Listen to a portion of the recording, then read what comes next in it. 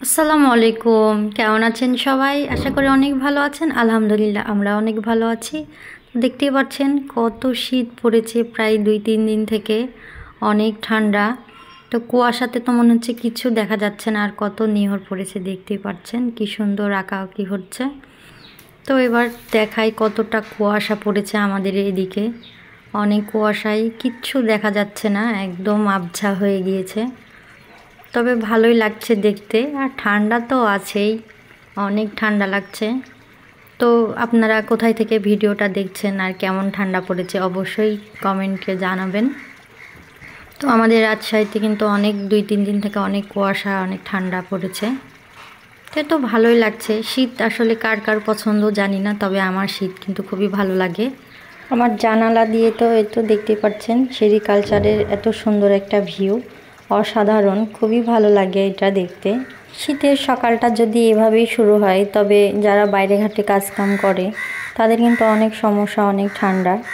আর যারা বাসায় থাকে তাদের জন্য তো ভালো। যাই হোক, আজকে তো কুয়াশা আছে অনেকটা বেশি, তারপরে আবার প্রচুর বাতাস, অনেক বাতাস হচ্ছে।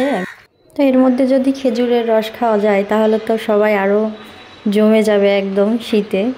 তো আসলে রস খেতে কিন্তু খুবই ভালো লাগে, যদিও এখনও খুব একটা দেখতে পাচ্ছি না আশেপাশে। অনেক সময়তে সকাল হলে তো তাদের হাঁক শোনা যায়, তো এখনও শুনতে পাইনি, আমাদের কিন্তু খাওয়া হয়নি। তো কার কার খাওয়া হয়েছে অবশ্যই কমেন্ট করে জানাবেন। তো আমার ভিডিওটা যদি ভালো লেগে থাকে অবশ্যই লাইক, কমেন্ট, শেয়ার করবেন, ইউটিউবে সাবস্ক্রাইব করবেন, ফেসবুক পেজে ফলো দিয়ে পাশে থাকবেন প্লিজ। তো এটা দেখতে পাচ্ছেন অনেক সুন্দর লাগছে দেখতে, ভিউগুলো কিন্তু অনেক সুন্দর, গাছপালা, আশেপাশে পুকুর, বাড়িঘর সবটাই অনেক সুন্দর লাগছে।